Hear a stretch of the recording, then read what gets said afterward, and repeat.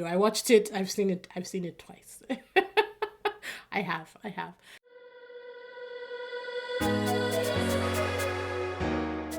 Hi people, welcome back. If it's your first time, my name is Talia Adewale and this is DISBYDEM. Today we're talking about the 2021 Chinese drama series Falling Into Your Smile, which is based on a novel of the same name by Cheng Xiao. Hopefully I said that right. Be sure to like the video, leave your comments, hit that notification bell, subscribe, and let's just get into it. So the series combines the world of esports, romance, and youthful ambition, capturing the lives of professional gamers and their interpersonal dynamics. So I think this was recommended to me. I watched this on Netflix. It is on YouTube. The good thing about Chinese and Taiwan series is that you can always find them on YouTube. Sometimes the sound, I think this affected Will Love in Spring. The sound is altered because of copyright infringements on YouTube, so it might sound a little weird, but honestly, as long as you can hear what they're saying and read the subtitles, it's good with me. This one was pretty good on YouTube though. I watched it. I've seen it twice. I have. I watched it on YouTube, Netflix first, and then I watched it on YouTube. Here's the thing: the subtitles on Netflix are not bad, but sometimes I find they're very stiff. Like sometimes the direct translation is just not, it just doesn't sound or hit the ear right, which makes no sense because I'm reading it. However, YouTube has more grounded translations. The people who are doing the subtitles for YouTube, I don't know what it is. I think maybe they just speak the language better. I don't know. I just find that the subtitles for YouTube are always better. So if I find a series that I watch, Chinese or Taiwanese drama series I watch on Netflix, I usually rewatch it on YouTube, if I'm being honest. I did the same thing for Oh No, Here Comes Trouble, and I did this for Falling Into Your Smile. I even did it for, what was the other one? Everyone Loves Me. I did it for that one too. And this was recommended to me because I watched Everyone Loves Me, because that was gaming as well, but the creation side of it, while this one was the playing side of it, so the professional gamers and everything. In doing my research for this review, I found out that a lot of people did not think that the gaming aspect of this was done well, but we will get into it as we go. So the series follows Tong Yao. She's so cute. Who is played by Cheng Xiao. Hopefully I'm saying that right. A skilled amateur gamer who unexpectedly enters the male-dominated world of professional esports. She becomes the first female player in ZDGX. The way they were saying it, and I'm rewatching it. ZDGX OPL team. An achievement met with both support and skepticism. Opposite her is Lu Si Cheng, played by Zhu Kai. Again, hopefully I'm saying that right. The ZDGX team's aloof yet talented captain. So the plot balances competitive gaming with a blossoming romance, showcasing the ups and downs of team dynamics, personal growth, and overcoming stereotypes. While it takes creative liberties with the gaming industry's realism, the story's lightheartedness and humor keeps it entertaining. Now, I'm not into the gaming scene. I said this in the last review for Everyone Loves Me. I'm not into the gaming scene, so I can't really speak to that aspect of these shows. But I'm here for romance, so to be honest, I could give a fuck about anything else. I'm here for romance. I don't really care about the rest. I will say that some of the strengths was like the unique esports background. So at least you get to see, that world. The game was kind of like League of Legends. I only know that because the next used to play it and my cousin used to be obsessed with League of Legends. So I know that much. It's kind of like the same game. It's not the exact one, but it's the same concept. Strong focus on female empowerment and addressing gender stereotypes. The whole thing was her coming into this group into this industry where there were no female professional players, and she coming in and dominating. Not at first, but that was the whole goal. And they really do tackle with the obstacles of that happening over her career in the series. I think it was the 21 episodes. I feel this one was, no, maybe not this one, maybe 38. I can't remember. I think this was 38, and then Love Spring was 21. So this was in the 30 episode range. So that, they had time to really do everything that they wanted to do to build it up and set up everything that they were hoping to set up for the series. Another strength is that it is a well-paced mix of competition and emotional acts, for sure. Even though I'm not in the gaming scene, some of my favorite scenes are when it's the final battle and they go into the games and we see the game animation of the characters actually fighting. Loved it. I thought that the visuals were fantastic. The visual effects were perfectly done. Honestly, maybe it could have been better, but I loved what they gave us. And every episode where they would have a competition or they would have a battle, I was always just looking forward to the final battle where we'd go into the game and we'll see them compete. I loved it. That was aces for me. Weaknesses, this was where my research came into it. They said that it had simplistic portrayal of gaming tournaments compared to the real world of esports.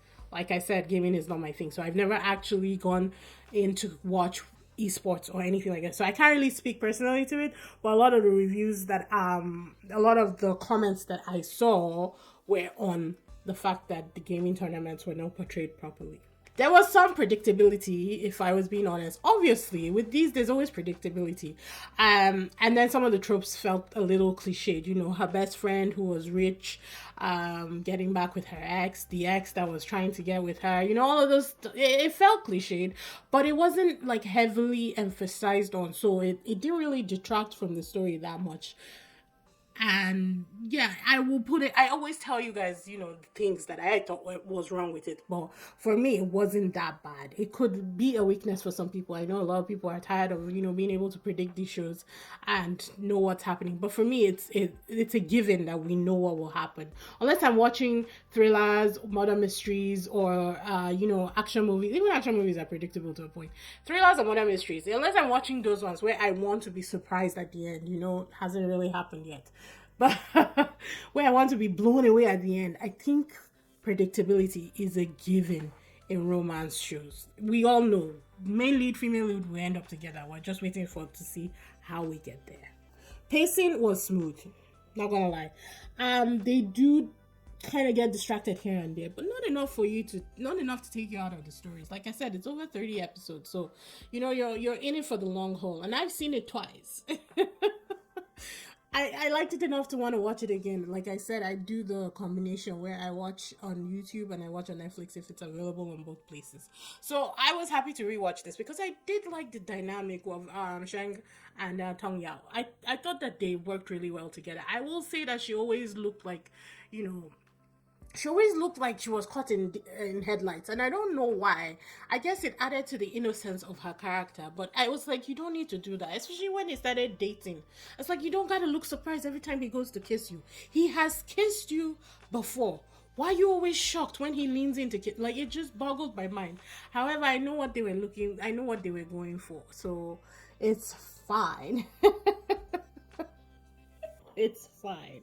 Let's go into the characters. I know I just touched on them, but Tong Yao, who's played by Cheng Xiao, I think as a female gamer, she would be relatable, especially to female gamers who are out there right now and know what it's like in the industry, or, you know, and all of that, or at least back then, because this was shot in 2020 and released in 2021, if I remember correctly. She's determined and refreshingly grounded. She definitely knew who she was, and I really appreciated that, especially when she stood on her 10 toes, you know, with not taking her ex back. I didn't think, I thought she was gonna crack, if I was being honest, because she gives off that innocent deer in a headlights look where, you know, you never know if she's going to be able to stand her ground or not. But she was actually really grounded and she knew her mind, and I appreciated that. I enjoyed that about the character. I think the actress is likable. I think this was a good performance for her. She played it really well. Only thing is that I think that whole deer in a headlight situation is probably because she could not tap into the emotions that she needed to play some scenarios properly. But it worked. It worked for the character.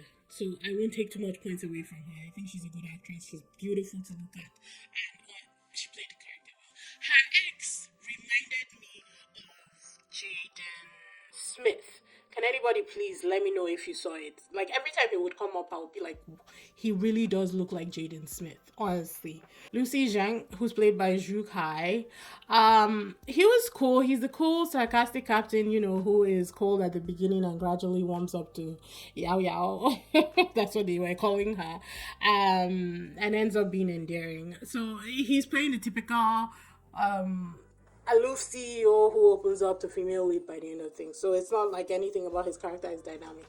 I will say that the actor did do it well. You definitely on the cusp of not liking him at the beginning, and then you see him start to open up even before they start dating. You see him start to melt, and you see her break through his walls slowly but surely. Throughout the entire thing, and I like that their dynamic worked. I like the way he was playful with her. I like the way he basically blackmailed her into dating him.